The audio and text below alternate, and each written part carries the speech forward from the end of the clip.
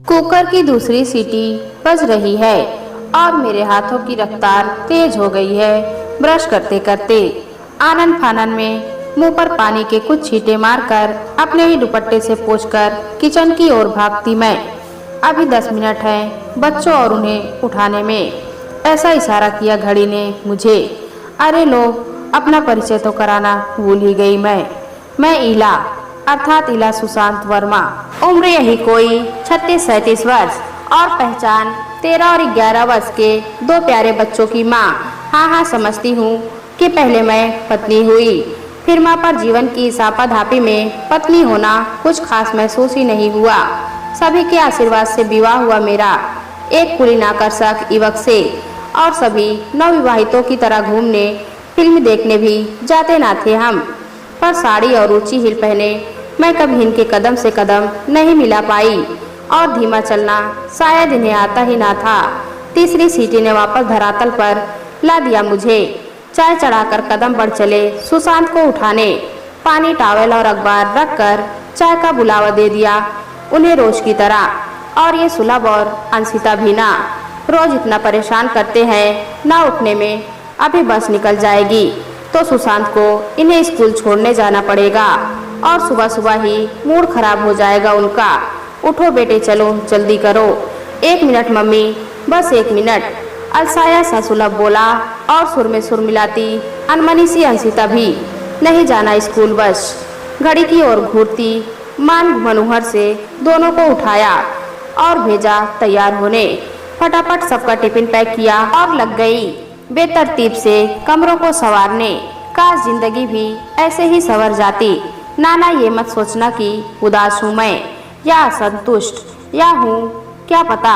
बाहर से देखने पर तो सब ठीक ही लगता है, पर भीतर रोज कुछ दरकता सा है बेआवाज। कहीं कुछ टूटता है, फिर जुड़ जाता है अपने आप और फिर चल पड़ती है जिंदगी अपनी ही रफ्तार से। 7:30 बज गए हैं। सुबह का भूचाल शांत हो गया है।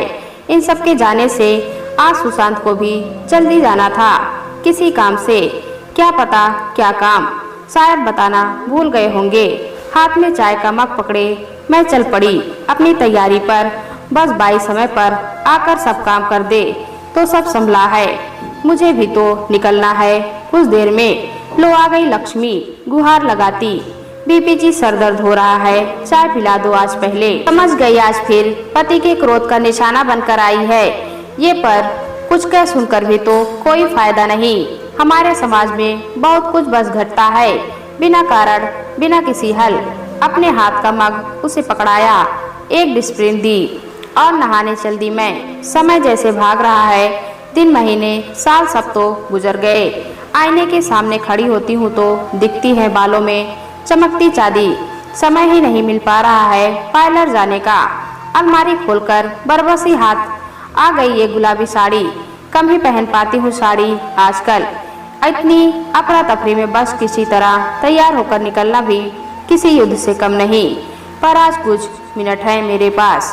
क्या अपने लिए तैयार होकर आज बाल क्लच में नहीं बांधे मैंने, बल्कि एक ढीली सी चोटी करके छोड़ दी। और ये क्या, ये चांदी का ब्रेसलेट, इसे तो जैसे भूल ही गई थी मैं। आज इसे ही पहन लेती हूँ। फटाफट बिंदी सिंदूर घड़ी पहनकर जब बाहर निकली तो लक्ष्मी बोल पड़ी, आज क्या है बीबी जी, अच्छी लग रही हैं आप। तब एहसास हुआ कि जिम्मेदारियों को निभाते निभाते खुद को कहीं भूल गई हूँ मैं। आज अचानक 10 मिनट खुद को दिए तो मुस्कुराकर वापस कमरे में गई और लगाई गुलाबी लिपस्टिक और अपना पसंदीदा इत्र। ये नहीं कि रोज यहाँ से ट्रेन नहीं पकड़ती मैं, पर आज कुछ लोग अलग हैं क्या। वो गेट के पास वाला गार्ड कुछ मुस्कुराया क्या, और अखबार बेचने वाले लड़के की आंखें कुछ चमकीली है क्या आज।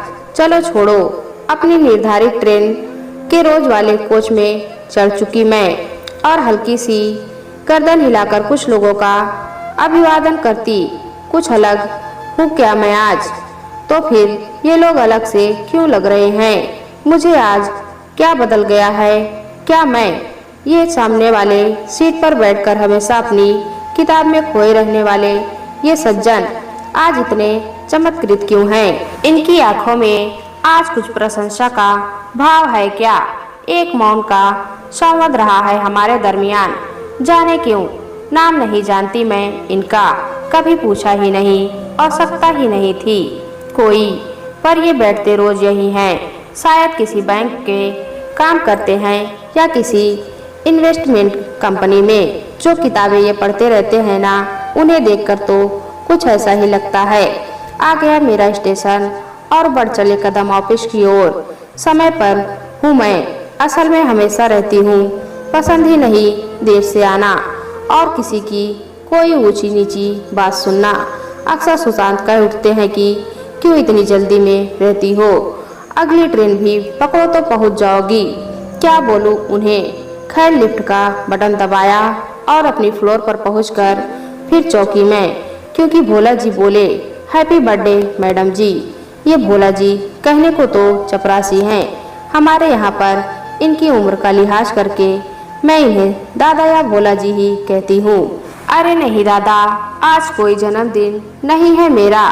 मेरे ऐसे कहते ही कुछ अविश्वास से देख दिया उन्होंने मुझे, जैसे अपने मिठाई के पैसे बचाना चाहती हूँ मैं। औरों की तरह हंसकर अंदर पहुंची तो सभी की नजरों में एक लक्ष्मी, अरे मेरा मतलब एक अच्छी लग रही हूँ का भाव दिखा मुझे।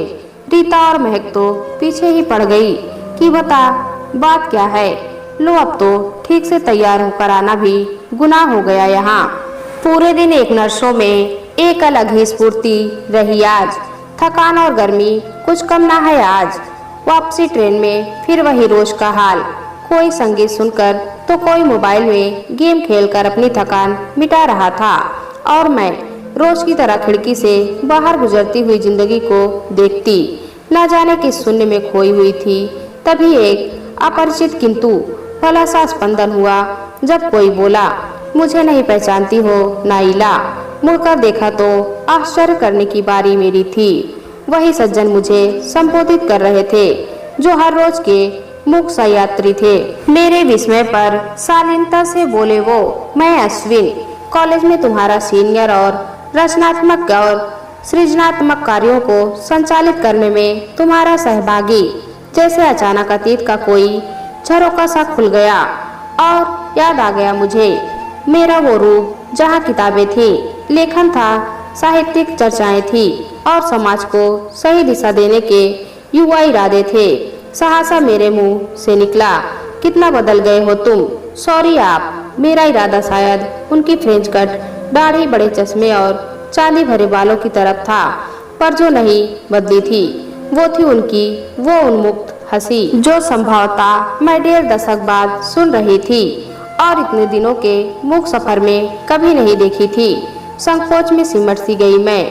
आज गुनगुनाते हुए घर में घुसी मैं और रोजमर्रा के कामों में जुट गई। समय की चक्की फिर अपनी सदी सगाई रफ्तार से घूम रही थी।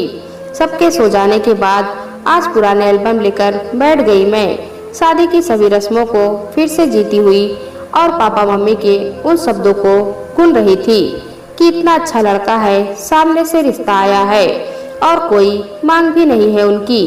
तू सबसे बड़ी है, एक जिम्मेदारी पूरी हो जाएगी और शादी के बाद तेरे पढ़ाई जारी रखने से भी ऐतराज नहीं है उन्हें। रिया, मेरी छोटी बहन तो जैसे दीवानी हो गई सुशांत की फोटो देखकर, पर भाई के छोटे से माथे पर चिंता की लकीरें थी कि सब सही तो होगा ना। सगाई बड़ी सादगी से हुई और समय पंख लगाकर उड़ चला और लो विवाह भी हो गया देखते देखते। नए जीवन के नए सपने सजोती मैं कुछ विस्मित कुछ चमत्कृत बढ़ चली एक नई डगर पर, उनके साथ कदम से कदम मिलाने की चाह में। पर बहुत जल्दी सीख लिया कि साथ नहीं चल सकूंगी मैं, क्योंकि हमारी चाल ही कुछ अलग है एक दूसरे से। क्षोभ को उठा और दर्द को हावी नहीं होने दिया अपने ऊपर मैंने, और समझा जीवन का सार की जो जैसा है जितना है अच्छा है, यही नियति है, इसी में गति है। पंख लगे समय की उड़ान में संग उड़ चली मैं, दोनों बाहें फैलाए स्वागत करती सुलभ और अंशिता का। इस सबके बीच पढ़ना जारी रखा और शिक्षा विभाग में नौकरी भी। बस जो पीछे छूट गया वो था मेरा स्वयं, मेरे अंतर का वो व्यक्ति जो इला थी, श्रीमती इला वर्मा नहीं, जो सोना नहीं है क्या आंखें मलते सुशांत ने पीछे से आकर कहा। वर्तमान में प्रवेश करती उठ खड़ी हुई मैं उन्हें पानी का गिलास दिया और उनके बचे हुए घूंट को अपने हलक में उतारते समय ठिठकी मैं। सभी पत्नियां ऐसी होती है ना, मैं कोई अलग थोड़ी ना हूँ। अब बहुत सी बातें होती है अश्विन के साथ, अतीत की, वर्तमान की और फिर से देश के भविष्य की। उसने भी अपने आदर्श समाज के सपने को अपने कुर्ते के साथ उतार कर उस जिम्मेदारियों की पैंट शर्ट पहन ली। यही जीवन है, यही संसार है। पर रोज के इस सफर में बहुत कुछ जीने लगे थे हम दोनों। अपने इला होने का फिर से एहसास करा रहा था वो मुझे, और मैं इस सुखद एहसास में उसके साथ खुश थी। आने वाले तूफान से पूरी तरह अनभिज्ञ जब भी गुनगुनाती या मुस्कुराते हुए कुछ काम करती तो सहसा ही सुशांत की नजरें उठ जाती मेरी तरफ, एक विस्मय, एक प्रश्न चिन्ह के साथ, और मैं सकपका जाती जैसे कोई चोरी पकड़ी गई हो। बेमतलब ही उनको संदेह के सर्पों ने घेरना शुरू कर दिया था और मैं थी इन सब से नितांत अनजान। जब मेरे तैयार होते समय टीवी या अखबार में नहीं घिरते सुशांत, बल्कि खामोश से देखा करते। कभी कपड़ों, कभी घड़ी तो कभी श्रृंगार पर बोल उठते। बड़े दिनों के बाद पहना है तुमने ये, कोई खास बात है? मैं हल्की सी गर्दन हिलाकर नकार देती और वो बस देखते रहते, न जाने कितने संयम दिल में लिए। आज अचानक मुझे लेने मेरे स्टॉप पर आ गए सुशांत और मैं हक्की बक्की रह गई, क्योंकि ऐसा तो कभी होता नहीं। मेरा विस्मय भी अजीब लगा उन्हें, पर क्यों, चलो छोड़ो, होगा कुछ। अपने नियत कामों से फारिग होकर जब शयन कक्ष में पहुंची तो जाग रहे थे वो। कुछ इधर उधर की बातें होती रही, फिर अचानक ही बोल पड़े, और तुम्हारे स्टाफ में सब वही लोग हैं या कोई नया आया? चौंक कर मैंने कहा, ऐसा तो कोई खास नहीं, पर जाने क्यों एक अजीब सी बेचैनी हुई मुझे। फिर अपने अंदर की आशंका को दबाकर मैंने सोचा, नहीं, अब तो बदल गए हैं ये, समय के साथ परिपक्वता आ गई है। अब थोड़ी ना करवटें बदलते सोते जागते सुबह हो गई और रोज का रूटीन शुरू। इनके चले जाने के बाद कुछ बेचैन सी ही रही मैं, पर नकारात्मकता को त्यागने अपने निश्चय पर वापस आते हुए तैयार होकर निकल पड़ी अपने काम पर। आज अपनी ट्रेन की प्रतीक्षा करते समय जाने कैसे कैसे विचार आ रहे थे। कसमसाहट सी महसूस हो रही थी। खैर चढ़ी अपने कोच में और रोज की तरह मुस्कुराकर अभिवादन किया लोगों का। अश्विन की गुड मॉर्निंग का जवाब देकर जैसे ही बैठी, दिल जैसे निकलकर हलक में आ गया। एक अनजानी आशंका और पहचाने से दर्द ने दिल को घेर लिया। सामने से सुशांत आ रहे थे, पर मैं जैसे कोई प्रतिक्रिया ही नहीं दे पा रही थी। बस मुंह पत्थर हो गई थी इतने वर्षों बाद। फिर से मेरी मनोस्थिति से अनजान अश्विन ने रोज की तरह बातों का सिलसिला शुरू कर दिया था और लोगों को बीच से हटाते सुशांत मेरी ओर बढ़ रहे थे। ये तो है वो, कचहट के साथ मेरे बगल में बैठ गए वो। आश्चर्यचकित अश्विन बोल पड़े, माफ कीजिएगा किंतु, पर उसके आगे वो नहीं। सुशांत बोले, जनाब अगर आपकी आज्ञा हो तो अपनी खुद की पत्नी से दो बात कर लूं मैं। सकपका कर चुप हो गए अश्विन, बेहद विस्मित मेरी आंखों के पानी पर, जो पलकों पर ही ठहरा हुआ था। खुद को संभाल कर दोनों को परिचय कराया मैंने, एकदम यत्रवत मशीनी रूप से। एक ब्रेक लगा, ट्रेन रुकी और उतर गए हम दोनों अपने घर जाने के लिए। इतना गहरा सन्नाटा किसी तूफान का अंदेशा है, ये जानती हूँ मैं, और शायद किसी तूफान का ये भी। फिर भी रोम रोम से दुआ निकल रही थी कि नहीं ईश्वर, नहीं, अब नहीं। बच्चों के सोने के बाद आज कितना डर रही हूँ मैं अपने ही कमरे में जाने से। ऐसा नहीं कि जो होने वाला है वो पहली बार है, पर फिर भी बड़े दिनों बाद है, और शायद उस भाव को जीना सहना भूल चुकी हूँ मैं। बेहद चुपते से सब बह रहे हैं मेरे आंसुओं में, और मैं निर्दोष होते हुए भी एक अपराधी सी खड़ी हूँ कटघरे में। पता नहीं क्यों सुशांत इतना कड़वा बोलते हैं और इतने हल्के हो जाते हैं अपनी ही पत्नी के प्रति। शादी के बाद लगता था कि समय के साथ मुझे समझ जाएंगे और फिर ऐसा नहीं बोलेंगे, पर ऐसा कुछ कभी हुआ नहीं। सब ठीक है हमारे बीच, बस इनका विश्वास, इनका यर्की बेहद कमजोर है। आकरण शब्द कुछ नहीं कर पाते, ऐसा मैं और मेरे मौन को हमेशा मेरी स्वीकृति समझने का दम्भ पाले हुए हैं ये। आज तक समझ नहीं आता कि पुरुष इतनी आसानी से कैसे कुठाराघात कर देता है स्त्री के चरित्र पर, उसके सम्मान पर, उसकी आत्मा पर, अपने माता पिता की इच्छा बेटी में, अपने भाई बहन के लिए उदाहरण में, अपनी तरुणाई में भी कभी किसी के प्रति आकर्षित नहीं हुई। अपने आदर्शों पर चलते हुए अचानक 21 वर्ष की अधकच्ची उम्र में सुशांत की हो गई मैं, न सिर्फ तन से अपितु मन से भी। मन में उनके लिए रूमानी ख्याल उठते थे, पर जल्दी ही समझ गई या समझा दी गई कि कितनी कमतर हूँ मैं हर तरह से। उनके बड़े कदमों और तेज चाल से कहीं पीछे छूटती चली गई मैं, एक इंसान के रूप में, और रह गई तो एक पत्नी जो बनती बिगड़ती रही उनके हिसाब से। नस्तर से चुप जाते वो जब मुझे छत पर देख कर वो दूसरों की छतों पर जाने क्या ढूंढते, या किसी से हंसकर फोन पर बात करते देख कुछ अजीब सा देखते। और हद तो तब हो जाती जब कोई मिस कॉल या ब्लैक कॉल आ जाती, जैसे मैंने ही कोई अपराध कर दिया हो। और इन सबके बीच सुलभ अंशिता के आने से कुछ ठहराव आया था शायद, या मेरा खुद को भूल जाना ही ठहराव का कारण था। और आज जब मैंने खुद को संवारा तो वही स्पर्शदंश फिर से।